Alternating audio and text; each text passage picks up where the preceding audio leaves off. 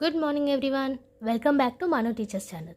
Last క్లాస్లో మనం problem solving skills గురించి నేర్చుకున్నాం. అలాగే టీచర్ యొక్క రోల్ ఏంటి ప్రాబ్లమ్ సాల్వింగ్ స్కిల్స్లో, and relation between problem solving skills, basic skills and concept గురించి చూసాం. అండ్ ప్రాబ్లమ్ సాల్వింగ్ స్కిల్స్లో ఎలాంటి స్టెప్స్ ఫాలో అవ్వాలనే దాని గురించి కూడా చూసాం. సో ఇవాళ problem solving approach and methods గురించి చూద్దాం. ఓకే, సో అప్రోచ్ అంటే ఏంటి? ఏదైనా సబ్జెక్ట్ టీచ్ చేయడానికి మనం వాడే పద్ధతి అన్నట్టు. అంటే టీచర్స్ సర్టెన్ అప్రోచెస్కి అడాప్ట్ చేసుకొని దాని ప్రకారంగా పిల్లలకి టీచ్ చేస్తారు. ఎందుకు? వాళ్ళకి ఈజీగా అర్థం అవ్వడానికి, and also time and energy waste కాకుండా గోల్ని రీచ్ అవ్వడానికి. Okay, so number of methods అనేటివి ఉంటే డిఫరెంట్ సబ్జెక్ట్స్కి. ఇక్కడ మనం మ్యాథమెటిక్స్కి సంబంధించిన అప్రోచెస్ అండ్ మెథడ్స్ గురించి చూద్దాం. సో టీచర్ ఒక అప్రోచ్ కానీ మెథడ్ కానీ సెలెక్ట్ చేసేటప్పుడు సర్టెన్ ఫ్యాక్టర్స్ అనేటివి ఇన్ఫ్లుయెన్స్ చేస్తాయి. ఆ ఫ్యాక్టర్స్ ఏంటో ఇప్పుడు ఒకసారి చూద్దాం. సో మనకి కంటెంట్ అనేది ఎలా ప్రజెంట్ చేయాలి, మనకి ఇచ్చిన కంటెంట్ని ఏ విధంగా ప్రజెంట్ చేస్తే ఎఫెక్టివ్గా ఉంటుంది, అలాగే ఏమేమి ఆబ్జెక్టివ్స్ని మనం అచీవ్ చేయాలి, అంటే మన గోల్ ఏంటి, అండ్ ఆల్సో ఎంతమంది లెర్నర్స్ ఉన్నారు, ఆ లెర్నర్స్కి ఎలాంటి నేచర్ ఉంది, వాళ్ళ నీడ్స్ ఏంటి, అండ్ ఆల్సో టీచర్కి ఎంత టైం అనేది అవైలబుల్ ఉంది, అండ్ ఆల్సో రిసోర్స్ఫుల్నెస్, అంటే రిసోర్సెస్ ఏమైనా అవైలబుల్ ఉన్నాయా లేదా, దాని ప్రకారంగా కూడా అప్రోచ్ సెలెక్షన్ అనేది జరుగుతుంది. సో ఏమేమి ఉన్నాయి ఫ్యాక్టర్స్? మనకి కంటెంట్ ఫ్యాక్టర్ అవుతుంది, అలాగే ఆబ్జెక్టివ్స్ ఫ్యాక్టర్ అవుతుంది, నెంబర్ ఆఫ్ లెర్నర్స్ ఫ్యాక్టర్ అవుతుంది, అండ్ లెర్నర్స్ యొక్క నేచర్ కానీ నీడ్స్ కానీ ఫ్యాక్టర్ అవుతుంది, టీచర్కి ఎంత టైం ఉంది అది కూడా ఒక ఫ్యాక్టర్, అండ్ ఆల్సో ఎన్ని రిసోర్సెస్ అవైలబుల్ ఉన్నాయి అది కూడా ఒక ఫ్యాక్టర్. దేనికి ఇవన్నీ ఫ్యాక్టర్స్? ఒక అప్రోచ్ని సెలెక్ట్ చేసుకోవడానికి. ఓకే, సో ఇప్పుడు డిఫరెంట్ మెథడ్స్ మ్యాథమెటిక్స్లో టీచింగ్ మెథడ్స్ ఏంటో చూద్దాం. సో మనకి ఇండక్టివ్ అండ్ డిడక్టివ్ అప్రోచ్ ఉంది, అలాగే అనాలిటిక్ అండ్ సింథటిక్ మెథడ్స్ ఉన్నాయి, హ్యూరిస్టిక్ మెథడ్ ఉంది, ల్యాబొరేటరీ మెథడ్ ఉంది, ప్రాబ్లమ్ సాల్వింగ్ మెథడ్ ఉంది, అండ్ ప్రాజెక్ట్ మెథడ్ ఉంది. సో ఇందులో మనం ఎక్కువగా మ్యాథ్స్ టీచ్ చేసేటప్పుడు యూజ్ చేసే మెథడ్స్ ఇండక్టివ్, డిడక్టివ్ను, అనాలిటిక్ను, synthetic method. Okay, heuristic method అంటే ఏ అడ్డు లేకుండా ఎలా ప్రాబ్లమ్స్ని చెప్పాలి, ఎలా సాల్వ్ చేయాలన్న దాని గురించి. అండ్ ల్యాబొరేటరీ మెథడ్ అంటే experimentals. Problem solving method already మీకు తెలుసు, ప్రాబ్లమ్స్ని ఎలా సాల్వ్ చేయాలని.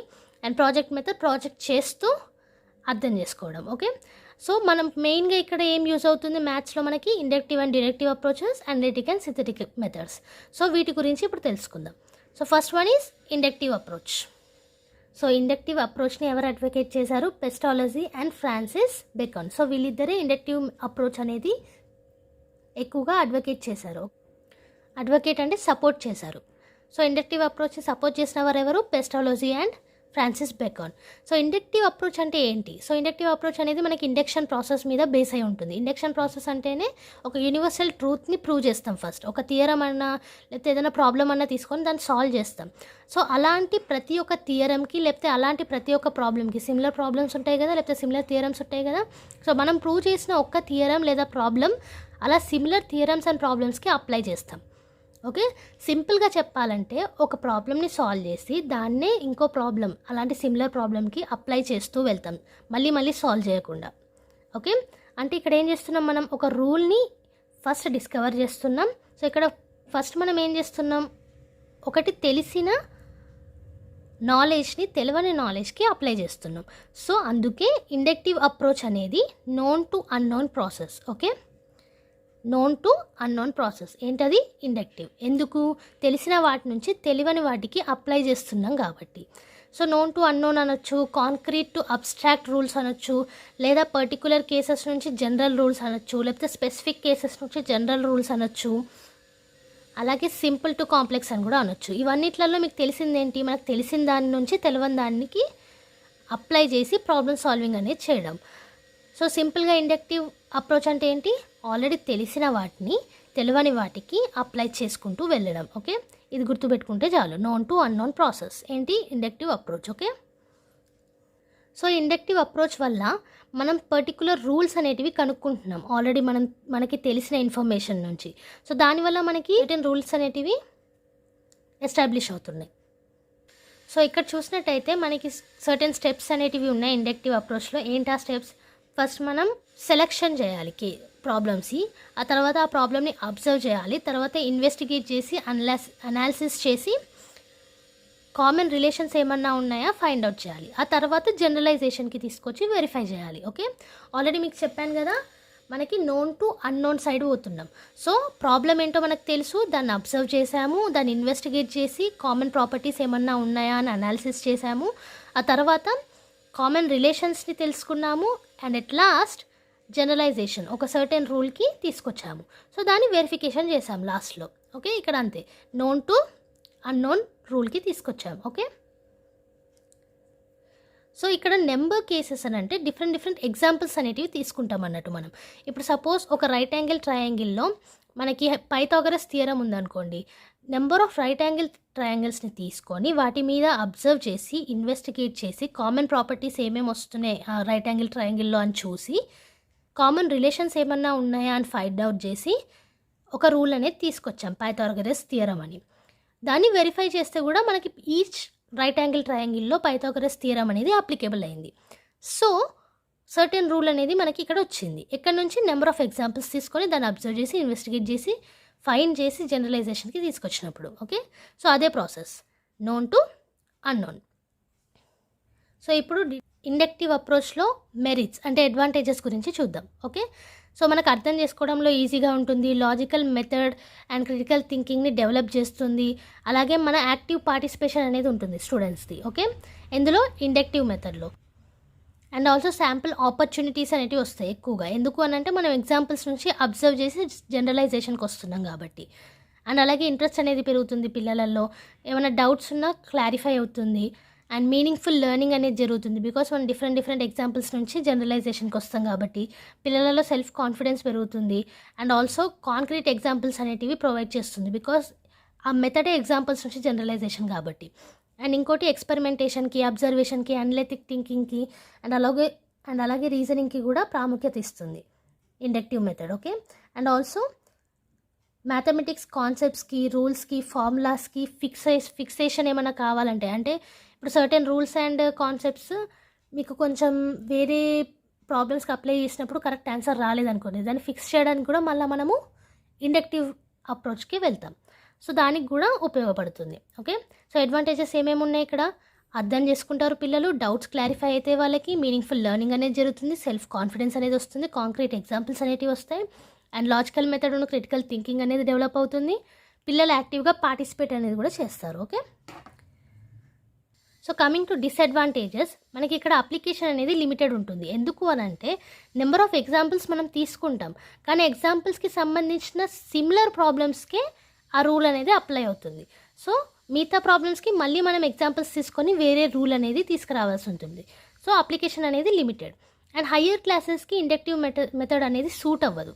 అండ్ ఆల్సో టైం కన్జ్యూమింగ్, ఎక్కువ టైం అనేది తీసుకుంటుంది, డౌట్స్ కొన్ని అరైజ్ కూడా అవ్వచ్చు. అండ్ అలాగే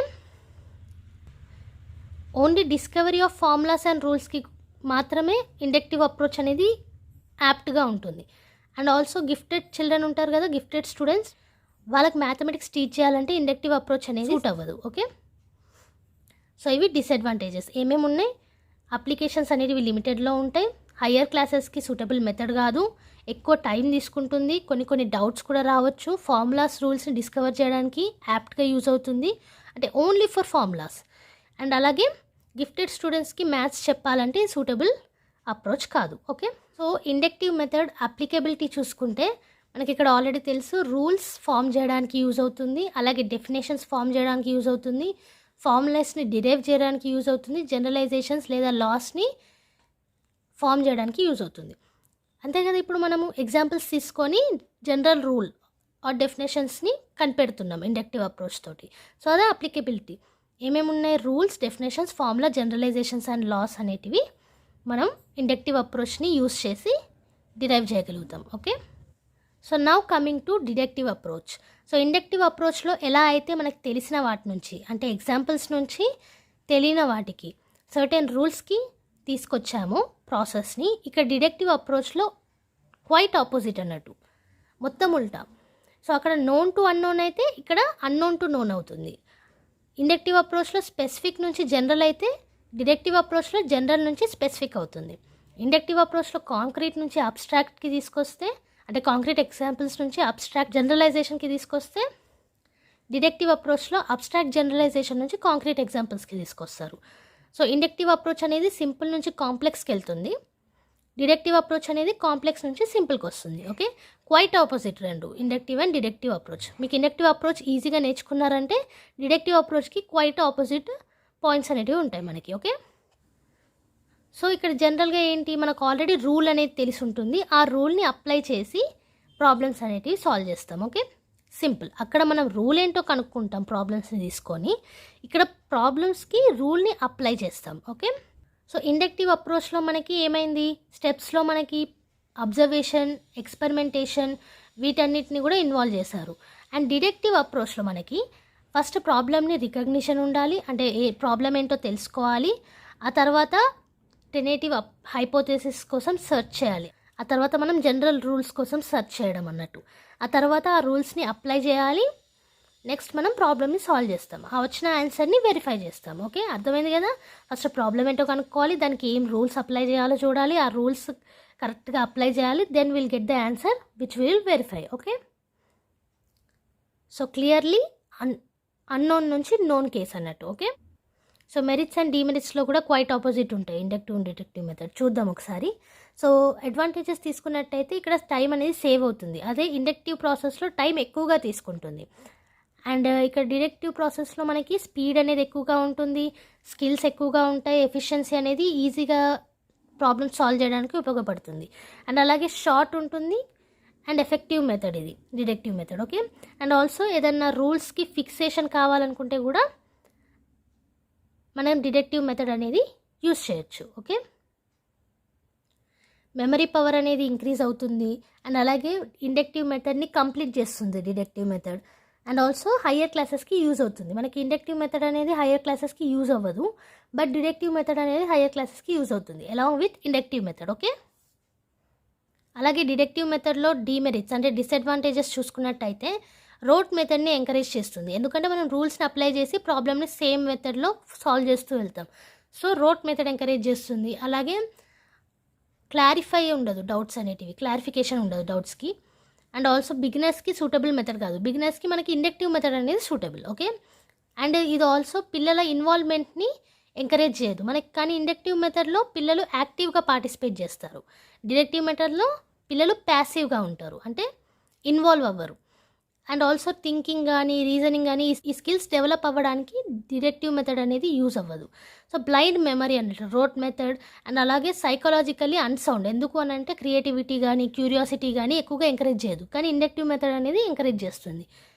అండ్ ఈ డిడక్టివ్ మెథడ్ ఎక్కువగా మెమరీ మీదనే ఉంటుంది. ఓకే, సో ఇవన్నీ కూడా డిసడ్వాంటేజెస్. రోట్ మెథడ్ కానీ అంటే బట్టి పట్టి చదవడం, అండ్ బిగినర్స్కి ఇది సూటబుల్ మెథడ్ కాదు, డౌట్స్ అనేటివి ఎక్కువగా రేజ్ అవుతాయి, పిల్లలు ప్యాసివ్గా ఉంటారు ఇందులో. అండ్ మెమరీ మీదనే ఎక్కువగా బేస్ అయి ఉంటుంది, క్రియేటివిటీ కానీ క్యూరియాసిటీ కానీ ఎంకరేజ్ చేయదు. సో ఇవన్నీ disadvantages of deductive approach. Okay, so applicability చూసుకున్నట్టయితే ఏమన్నా ఫార్ములాస్కి రూల్స్కి ఫిక్సేషన్ లేకపోతే ఈ రూల్ కరెక్ట్ కాదు దీన్ని ఇలా చేయాలి అని మార్చాలనుకుంటే డిడక్టివ్ అప్రోచ్ అనేది యూజ్ అవుతుంది. అండ్ అలాగే ఒక డ్రిల్ అండ్ ప్రాక్టీస్కి కూడా డిడక్టివ్ అప్రోచ్ అనేది యూజ్ అవుతుంది, ఎందుకంటే సర్టెన్ రూల్ని అప్లై చేసి నెంబర్ ఆఫ్ ప్రాబ్లమ్స్ అనేటివి చేస్తూ ఉంటాం మనం. సో అక్కడ మనకి డ్రిల్ అండ్ ప్రాక్టీస్ కూడా అవుతుంది. అండ్ అలాగే ఫార్ములాస్ను ప్రిన్సిపల్స్ లేదా జనరలైజేషన్ అప్లికేషన్ ఎలా చేయాలి అంతే కదా. ఇప్పుడు మనకి అన్నోన్ నుంచి నోన్ కేసెస్, సో రూల్ తీసుకొని దాన్ని అప్లై చేసి సొల్యూషన్స్ అనేటివి తీసుకొస్తున్నాం. సో ఆ ఫార్ములాస్ ప్రిన్సిపల్స్ జనరలైజేషన్ అప్లికేషన్కి కూడా డిడక్టివ్ అప్రోచ్ అనేది అప్లికేబుల్. ఓకే, సో నెక్స్ట్ చూసుకున్నట్టయితే comparison of inductive and deductive approaches. So already మనకి ఇండక్టివ్ అప్రోచ్ అంటే ఏంటో తెలుసు, డిడక్టివ్ అప్రోచ్ అంటే ఏంటో తెలుసు, రెండింటిని కంపేర్ కూడా ఈజీగా చేయగలుగుతాం ఇప్పుడు మనం. సో ఇండక్టివ్ అప్రోచ్ అంటే మనకు ఆల్రెడీ తెలుసు ఇండక్టివ్ రీజనింగ్ మీద బేస్ అయి ఉంటుంది, డిడక్టివ్ అప్రోచ్ అంటే డిడక్టివ్ రీజనింగ్ మీద బేస్ అయి ఉంటుంది. ఇక్కడ పర్టికులర్ టు జనరల్ పోతుంది, ఇక్కడ general to particular, quite opposite. అలాగే కాంక్రీట్ టు అబ్స్ట్రాక్ట్ పోతుంది ఇండక్టివ్లో, డిడక్టివ్లో అబ్స్ట్రాక్ట్ టు కాంక్రీట్. ఇది ఒక సైకలాజికల్ మెథడ్, క్యూరియాసిటీ కానీ క్రియేటివిటీ కానీ ఎంకరేజింగ్ ఉంటుంది, కానీ ఇది అన్సైకలాజికల్ మెథడ్. ఇక్కడ క్యూరియాసిటీ కానీ క్రియేటివిటీకి కానీ ఏ విధమైన ఎంకరేజ్మెంట్ ఉండదు.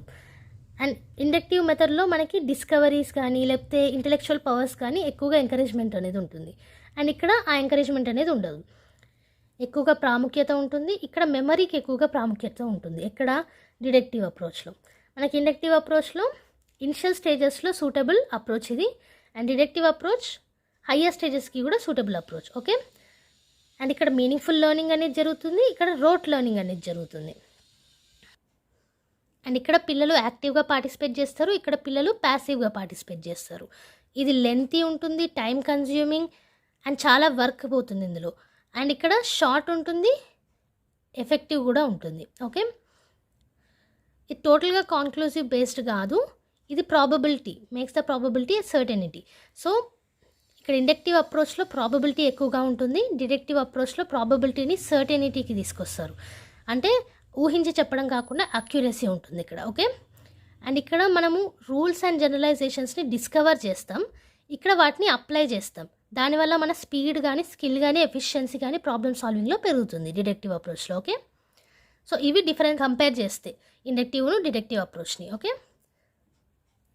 సో మెథడ్స్లో మనం ఫాలో అయ్యే స్టెప్స్ క్వైట్ ఆపోజిట్ ఉండొచ్చు, like known to unknown and unknown to known. అట్లా కంపేర్ చేస్తే కూడా మీకు క్వైట్ ఆపోజిట్ అనిపించవచ్చు, బట్ ఓన్లీ స్టెప్స్లో. కానీ ఇండక్షన్ అండ్ డిడక్షన్ టోటల్గా ఆపోజిట్ అయితే కాదు. ఓకే, సో ఇండక్షన్ లేకుండా డిడక్షన్ అనేది మనం చేయలేం, అలాగే డిడక్షన్ లేకుండా ఇండక్షన్ అనేది మనం చేయలేం. ఎందుకు అని అంటే ఇండక్షన్లో రూల్స్ లేనిది డిడక్షన్కి మనం వెళ్ళలేము. రూల్స్ వస్తేనే కదా వాటిని అప్లై చేసి ప్రాబ్లమ్ సాల్వ్ చేసేది. అలాగే ఆ ప్రాబ్లమ్స్ ఏమైతే ఉన్నాయో వాటిని ఎగ్జాంపుల్స్ తీసుకునే కదా మనం రూల్స్ని తీసుకొచ్చేది. సో ఇండక్షన్ లేనిది డిడక్షన్ ఉండదు, అండ్ డిడక్షన్ లేనిది ఇండక్షన్ ఉండదు. సో రెండు కూడా కాంబినేషన్లోనే వర్క్ అవుతాయి. Okay, so both inductive approach and deductive approach కాంబినేషన్ని మనం ఇండక్టో డిడక్టివ్ అప్రోచ్ అని అంటాం. ఏమంటాం? Inducto deductive approach. Okay, so teacher ఒకవేళ ఈ కాంబినేషన్ మెథడ్ యూస్ చేశారనుకోండి, డిజైర్డ్ గోల్స్ని ఎఫెక్టివ్గా అచీవ్ చేయగలుగుతాం. ఓకే, బిగినర్స్కి మనం ఇండక్టివ్ అప్రోచ్ తోటి బిగిన్ చేసి వాళ్ళకి ఫార్ములాస్ అండ్ జనరలైజేషన్స్కి తీసుకొచ్చి అండ్ డిడక్టివ్ మెథడ్ తోటి ఎండ్ చేయాలి ప్రాబ్లమ్ని. ఓకే, అర్థమైనా? ఫస్ట్ ఇండక్టివ్ మెథడ్ తీసుకొని అందులోంచి జనరలైజేషన్స్కి రీచ్ అయ్యి ఆ తర్వాత డిడక్టివ్ మెథడ్ని యూస్ చేసి ప్రాబ్లమ్ సాల్వింగ్ స్కిల్స్లో అప్లై చేసి ప్రాబ్లమ్ని సాల్వ్ చేయాలి. సో అలా వెళ్తుంది అన్నట్టు inducto deductive approach, which is the most effective approach while teaching mathematics. Okay, so ఇవాళ క్లాస్లో ఏం నేర్చుకున్నాం మనం? ప్రాబ్లమ్ సాల్వింగ్ అప్రోచ్ అంటే ఏంటి, సో డిఫరెంట్ లాంగ్వేజెస్కి ఎన్ని అప్రోచెస్ ఉంటాయి, మ్యాథ్స్లో ఏమేమి అప్రోచ్ ఉన్నాయి, ఆ అప్రోచెస్ సెలెక్ట్ చేసుకోవడానికి టీచర్స్ ఏమేమి ఫాలో అవ్వాల్సి ఉంటుంది, అండ్ మ్యాథ్స్లో ఉన్న అప్రోచెస్ ఏంటి? Inductive, deductive, analytic, synthetic, heuristic, laboratory, problem solving, project method. So వీటిలో మనం ఇవాళ ఇండక్టివ్ అప్రోచ్ గురించి నేర్చుకున్నాం. వాటిలో ఉన్న అడ్వాంటేజెస్ ఏంటి, డిసడ్వాంటేజెస్ ఏంటి, నోన్ టు అన్నోన్కి వెళ్తే ఇండక్టివ్ అప్రోచ్ అని ఇండక్టివ్ గురించి నేర్చుకున్నాం. అలాగే డిడక్టివ్ అప్రోచ్లో దాని అప్లికబిలిటీ ఏంటి, మెరిట్స్ ఏంటి, డిమెరిట్స్ ఏంటి, అన్నోన్ టు నోన్ ప్రాసెస్ ఏంటి అనేది డిడక్టివ్ మెథడ్లో నేర్చుకున్నాం. అండ్ రెండింటి కంపారిజన్ కూడా నేర్చుకున్నాం ఇండక్టివ్ను డిడక్టివ్ మెథడ్స్కి. Okay, so inductive and deductive methods స్టెప్స్లలో క్వైట్ ఆపోజిట్ ఉన్న మనకి వాటి కాంబినేషన్లో ఒక అప్రోచ్ కూడా ఉంది. అండ్ ఇండక్షన్ లేకుండా డిడక్టివ్ అప్రోచ్ మనం వెళ్ళలేం, అండ్ డిడక్టివ్ లేకుండా ఇండక్టివ్ అప్రోచ్కి మనం వెళ్ళలేం. సో ఇండక్టివ్ డిడక్టివ్ అప్రోచ్ గురించి కూడా మనం ఇవాళ క్లాస్లో నేర్చుకున్నాం.